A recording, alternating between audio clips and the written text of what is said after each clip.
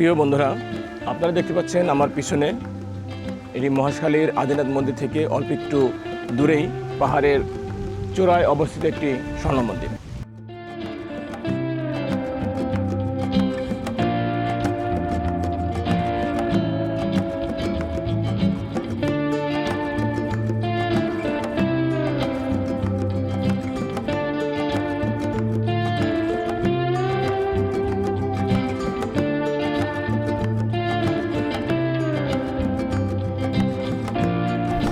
বন্ধুরা, এই যে আমরা শক্তিপল্লীতে এই মুহূর্তে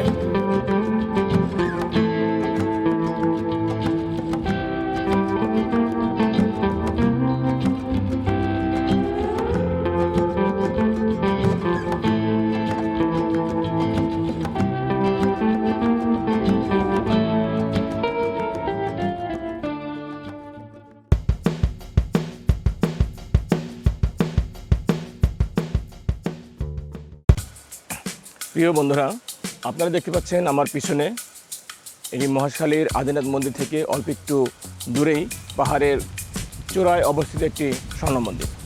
এটি স্বর্ণের কালার করা হয়েছে আর এই জন্য নাম দেওয়া হয়েছে স্বর্ণ মন্দির। এটি একটি পাহাড়ের অনেক উপরে।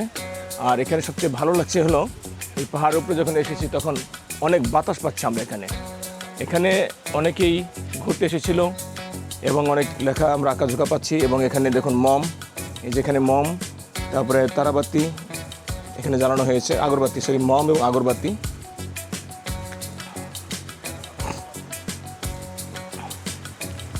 অনেক সুন্দর বাতাস।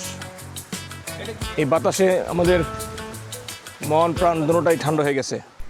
প্রিয় বন্ধুরা, স্বাগত জানাই আরেকটি সুন্দর মহেশখালীর ভিডিওতে। আশা করছি ভিডিওটি আপনাদের ভালো লাগবে এবং এই ভিডিওটি আপনারা সম্পূর্ণ দেখবেন। আমরা মহেশখালীর আদিনাথ মন্দির ঘুরে ফিরে সেখান থেকে আমরা একটু দূরেই চলে গিয়েছিলাম আরেকটু পাহাড়ের চূড়ায় একটি ছোট্ট মন্দির।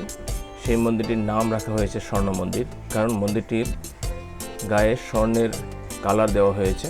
আমরা সেই মন্দিরে দেখে আমরা আবার ধীরে ধীরে সেই আদিনাথ পাহাড় থেকে বা সেই মন্দির থেকে আমরা বের হয়ে যাচ্ছি। এই দেখুন, লম্বা অনেক বড় একটি সিঁড়ি। এই সিঁড়ি দিয়ে প্রতিদিন অসংখ্য দর্শনার্থী এই মন্দির দেখতে আসে। ঠিক একইভাবে আবার সবাই এর সৌন্দর্য উপভোগ করে আবার এখান থেকে ধীরে ধীরে চলে যায়। আমরা এখন বের হয়ে যাচ্ছি। এখন প্রায় বেলা 11টার মতো বাজে। প্রচণ্ড গরম পড়েছে।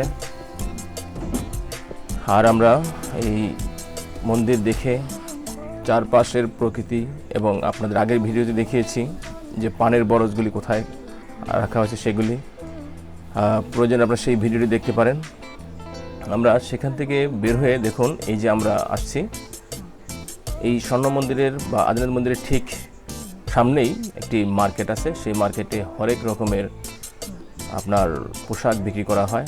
দেখুন, এখানে চাদর রাখা আছে। এই দোকানটাতে দেখুন পাঞ্জাবি আছে, এই যে চাদর আছে, বিছনা চাদর আছে, 3 পিস আছে, বাচ্চাদের পোশাক এখানে আছে। এবং আরও বলে রাখি, এই পোশাকগুলি দামে কিন্তু একটু সস্তা। আমরা যখন ঢাকার বিভিন্ন শপিং মল থেকে যখন কোনো কিছু ক্রয় করি তখন যেখানে যে গলাকার দাম রাখা হয় এখানে সেই রকম দাম না, তবে এরা দাম কিন্তু বেশি চাইবে। আপনাকে দামাদামি করে আনতে পারলে কম দামে আনতে পারবেন। এই যে আমরা একটি দোকান দেখলাম, এই যে ভাই দেখাচ্ছে আমাকে, এই যে 3 পিস, এইগুলি বিছনা চাদর। আমি এই দোকান থেকে একটি বিছনা চাদর আমি ক্রয় করেছি, সেটা আপনাদের দেখাতে পারিনি। আমরা তারপরে চলে আসলাম আরেকটি দোকানে। দেখুন, এই দোকানেও প্রত্যেকটা দোকানের কালারফুল কিছু পোশাক রাখা হয়েছে এবং কোনো কোনো দোকানে আপনার রাখা হয়েছে মোমবাতি। এবং এই দেখুন আইসক্রিম, ডাব, এখানে যা যা চাবেন সব প্রয়োজনীয় জিনিসগুলি আপনি এখানে পেয়ে যাবেন। এই যে মহেশখালীর ডাব, সুমিষ্ট ডাব, চাইলে এখান থেকে সেই একটি সুমিষ্ট ডাব আপনি খেতে পারবেন যখন ক্লান্তি চলে আসবে বা তৃষ্ণা লাগবে। এখানে ঠান্ডা পানিও কিনতে পাওয়া যায়, তার থেকে বরঞ্চ ডাবটাই বেশি পছন্দের। মহেশখালীর স্বর্ণ মন্দির, যা বৌদ্ধ বিহার নামে পরিচিত, কক্সবাজারের মহেশখালী দ্বীপে একটি গুরুত্বপূর্ণ পর্যটন ও সাংস্কৃতিক কেন্দ্র নিচে। এটি মূলত আদিনাথ মন্দির নামে পরিচিত। শিব ভগবানের প্রার্থনায় রচিত, তবে স্বর্ণের আভা ও বৌদ্ধ ভিত্তির কারণে স্বর্ণের মন্দির নাম দেওয়া হয়েছে।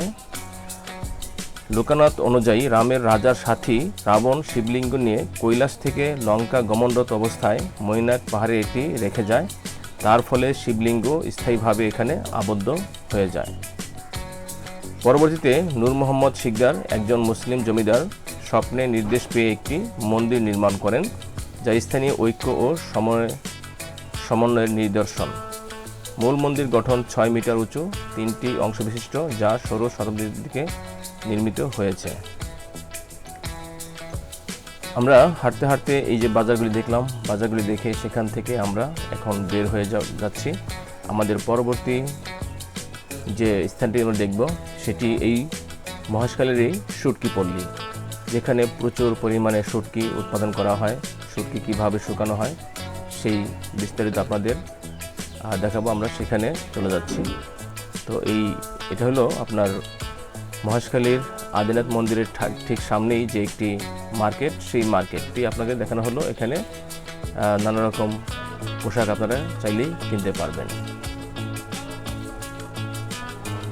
প্রিয় বন্ধুরা, এই যে আমরা মহেশখালীর শুটকি পল্লীতে এই মুহূর্তে আপনারা দেখাবে শুটকি পল্লী শুটকি। এই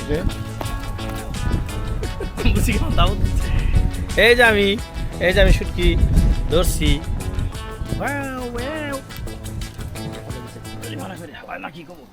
প্রিয় বন্ধুরা, আপনাদের এখন দেখাচ্ছি মহেশখালীর শুটকি পল্লী। আমরা সেই শুটকি পল্লীর ভিতরে ধীরে ধীরে যাব এবং আপনাদের দেখাবো কিভাবে এখানে মাছের চাষ, মাছগুলি শুকিয়ে শুটকি বানানো হয়।